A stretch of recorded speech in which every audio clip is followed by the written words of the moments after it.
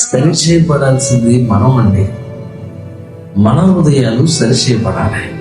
అప్పుడు మన పరిస్థితులు కూడా మార్పులు మనం చూడగలుగుతాం. Praise the lord.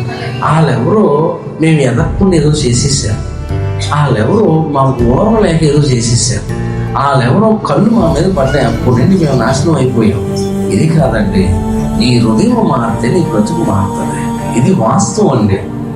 నువ్వు బ్రతుకు మారినప్పుడు నిన్ను బాగు చేసే దేవుడు నీకు తోడుగా ఉన్నప్పుడు శత్రువుగా పని చేయడానికి ఏ శత్రువుకి గుడ్డలు ఉంటాయండి? ఏ శత్రువుకి ధైర్యం సరిపోతుందండి?